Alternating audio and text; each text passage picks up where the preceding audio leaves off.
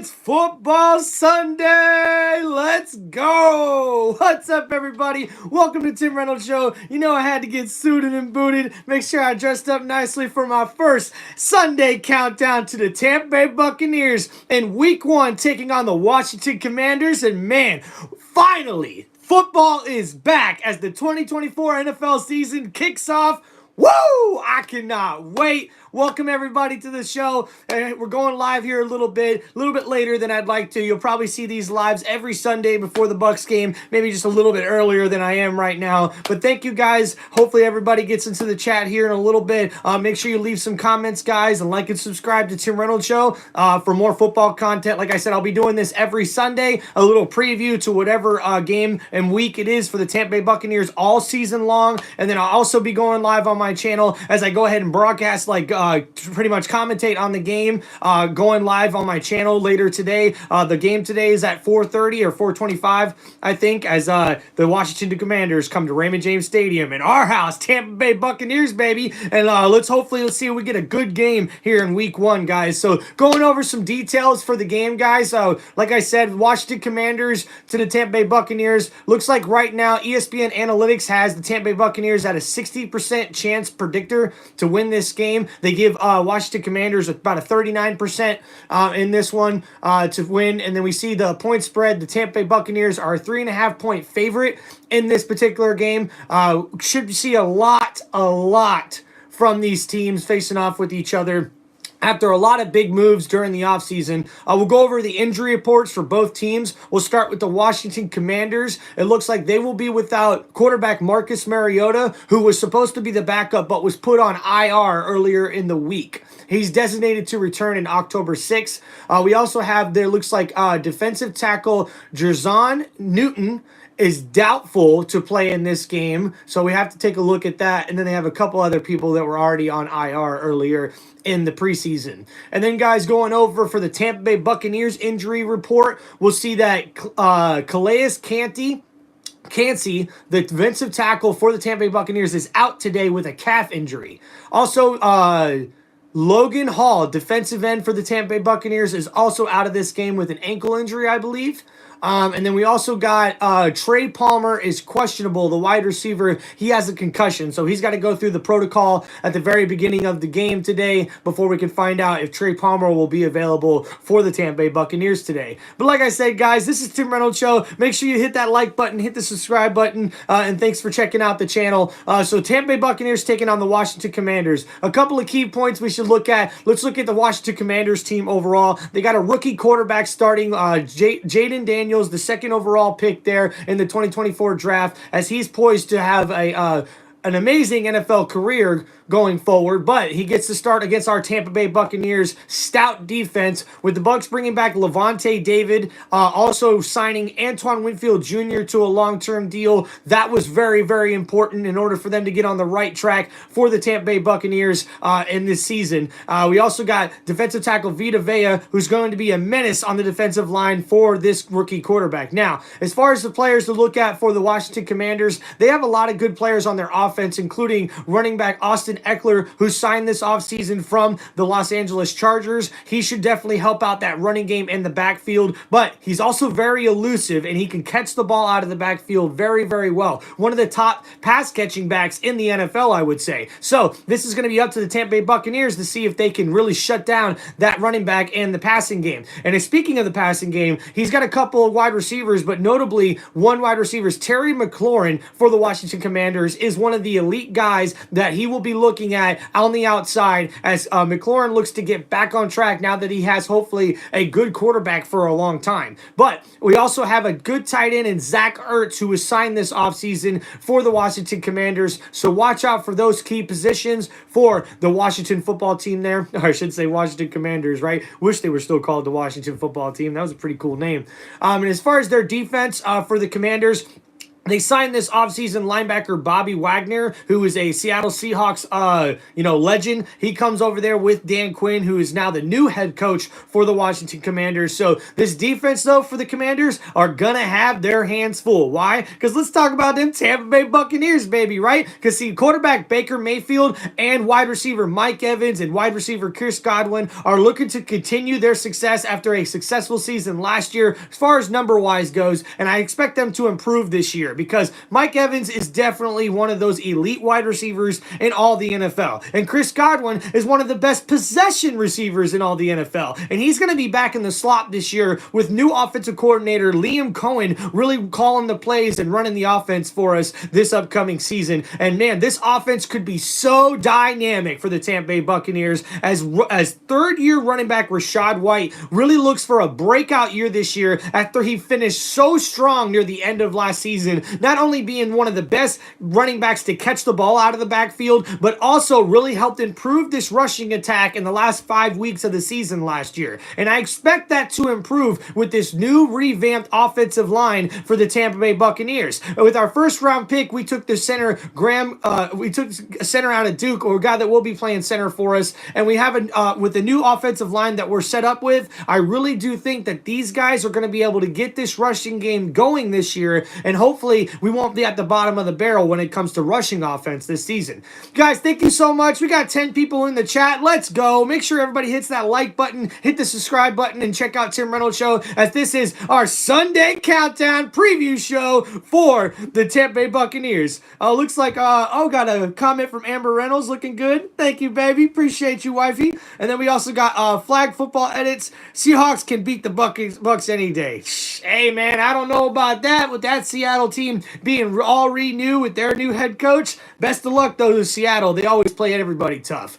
But yeah, going down to this preview show, guys, like I said, this game could be one of the best games of the weekend with the Tampa Bay Buccaneers taking on the Washington Commanders. Now, we went over the injury reports for you all, guys. Now we're going to go over some key matchups that you guys should look forward to. Now, let's talk about wide receiver Terry McLaurin. The guy's also a possession beast. He's able to really catch the ball all the time. We got 12 people in the chat. Let's go. Hit that like button, folks. And like I said, wide receiver Terry McLaurin is a dangerous guy, especially in the slot. And I expect him to have a pretty good day against us, but we got some new starting corners to worry about, but he'll probably be going up against McCollum or possibly even one of the safeties with how often we will have to probably double team him. But we want to take away the running game in this one. I think that's going to be most important. If we're able to stop Austin Eckler, I think that really helps make the Washington Commanders offense be one-sided, really, and if they're not able to run the ball and control the clock, then that's going to benefit us, because I really do think that we have way too many weapons on this offense for us to really not be able to handle this game very well against the Washington Commanders. But anything can happen in the NFL. We all know that, so we have to just wait to see what's going to happen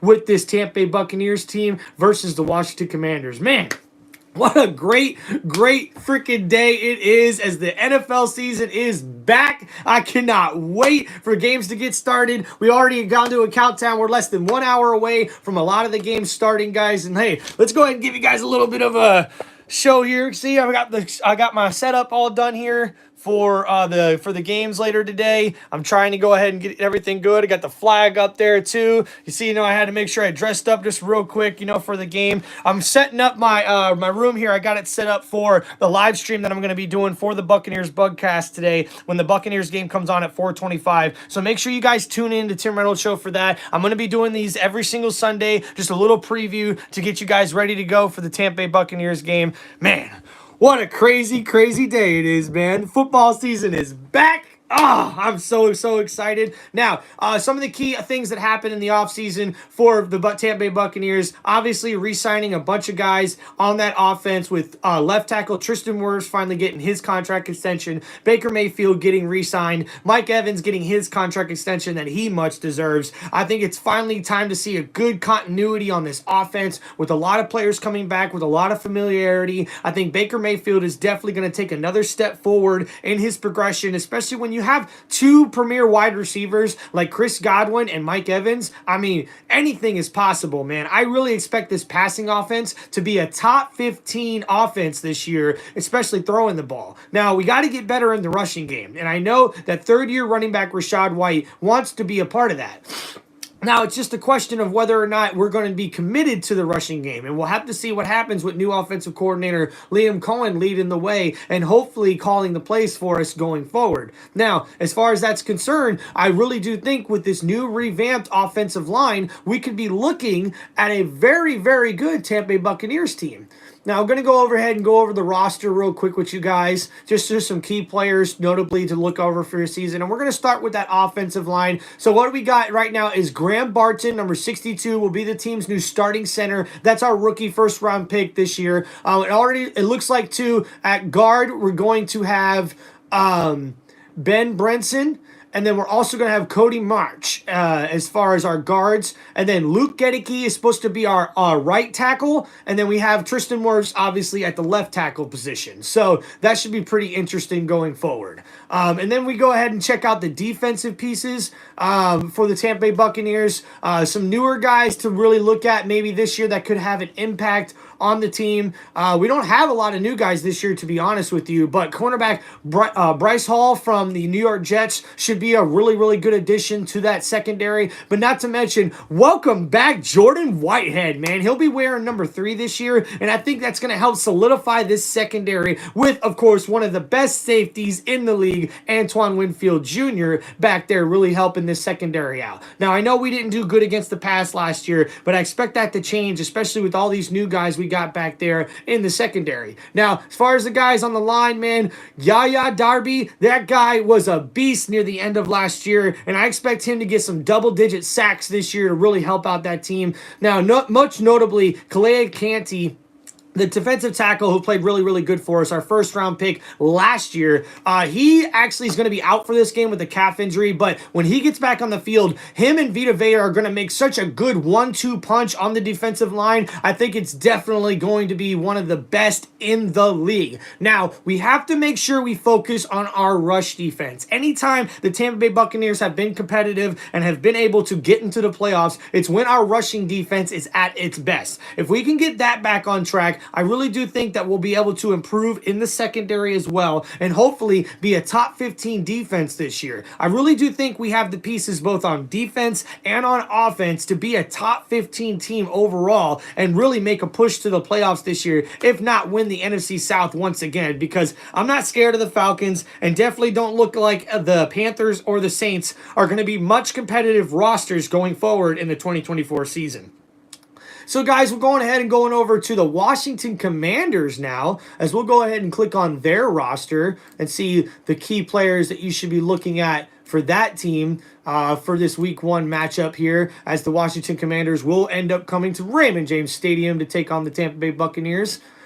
So much notably, their rookie starting quarterback, their first-round pick this year, Jaden Daniels, will be the starter in this one. So watch out for this guy. He's got quick legs, and the Buccaneers have always, for some reason, done pretty bad against rookie quarterbacks, especially after what happened last year with C.J. Stroud.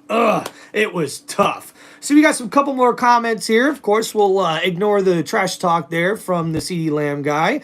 And then we got some much love from Ben there for the Lamb. And then we see Edwin Circus. We got my grandma's bingo hall friend could beat the Buccaneers. Oh, man. Welcome, guys. Thank you for the funny comments. Thank you. We got 12 people in the chat. Let's go. Make sure you guys hit that like button. Like I said, we're going over the Washington Commanders roster. We just got done talking about the rookie quarterback who's going to start today for the Washington Commanders offense. So let's talk about that offense. Well, they got a couple of really good running backs with running back Austin Eckler, who comes over for the LA Chargers. He's a really good passing back for that backfield that should help them out. And then they got the thumper and Brian Robertson Jr., the number 8 there in the backfield for the Washington Commanders. This guy should really be one to watch out for. But also at the wide receiver position, Jamison Crowder's back on the team. Noah Brown was recently picked up from the Texans after he was let go. And then Luke McCaffrey, the rookie, should definitely be a guy who probably competes very, very well. might even be the starter in the slot, if I'm not mistaken, for this team. And then we can't forget about Terry McLaurin, still one of the best wide receivers in the NFL, even though he hasn't really gotten the numbers in the past couple of years because of quarterback play, obviously. And then I see, guys, we go ahead over to the tight end position. Zach Ertz signed with the team this offseason to a one-year deal. That's a good veteran guy for the tight end position for this team. I really do think he's going to make a heck of a difference for this team. We also go to the offensive line. We talk about Sam Qasemi, who signed a contract extension, not that, I think last week, with the Washington Commanders. So pretty stout offensive line here, but not a lot of names that you guys will be familiar with, to be honest with you. And then going on to the defensive side of the ball, we're seeing got a comment here. It says, how many strikes do you think Armstrong is getting? Oh, okay. So you must be talking about Dorance Armstrong for the Washington Commanders. I mean, who knows? Right now, I think the offensive line for the Tampa Bay Buccaneers is going to be pretty good. I think it's going to be well improved. But I really do think that we'll have to just wait and find out, right? Jonathan Allen, though, defensive tackle, is a beast in the middle from Alabama. This guy is going to be wrecking everybody and definitely is going to be causing havoc in our run game. It's definitely a guy we're going to have to double team a little bit. We also see they got Deontay Fowler Jr. as a linebacker outside pass rusher. That guy should definitely be one to watch out for this Commanders defense. And not to mention the captain, the big guy in the middle. We got Bobby Wagner, the linebacker there for the Washington Commanders. This guy should definitely help out this defense tremendously, especially being an improvement off of last year. We also see they got a couple of guys in the secondary to mention. Emmanuel Forbes Jr., number 13, should definitely be a guy to watch out for. He's a young guy, really plays really good in that secondary. And not only that, Jeremy Chin, number 11, the safety there for the Washington Commanders, is another guy to watch out for in that secondary, who's definitely a beast, a monster. Man, we got 14 people or 11 people in the chat. Let's go, guys. Make sure you guys hit that like button for this Buccaneers preview show. All right, guys. So that's just the roster right there for the Washington Commanders and players you should be watching out for. And man, we're going to get to our predictions now, guys, for this game. I'm really expecting this offense to play very, very well, but I'm expecting the Tampa Bay Buccaneers to win this game. I'm going with the score of 24-21 in this one. I think the Tampa Bay Buccaneers are really going to get the victory in this one by a field goal. Close game, but I think it's going to be a lot better game than the people think. A lot of the experts aren't picking the Tampa Bay Buccaneers this season, and I'm telling you, you better watch out for Tampa Bay this year, folks, because they are definitely going to be one of the top teams in the AFC this year. I can promise you that. Let's see. Honestly, forget about talking about individual version. Go straight to who wins matchup today. The game starts in less than an hour. Well, thank you, man. Well, like I said, my prediction is the Tampa Bay Buccaneers win this one 24-21. I think it's definitely going to be more of a defensive battle than maybe an offensive battle. But hey, we'll see what happens in this one. But guys, thank you so much for joining Tim Reynolds Show. Please like and subscribe to the channel for more football content, NFL content, and sports entertainment that you can only get from Tim Reynolds Show right here, guys. Thank you so much, guys. It's Football Sunday. It's finally here. Let's go, Tampa Bay. Thank you guys so much. Everybody have a great day, guys.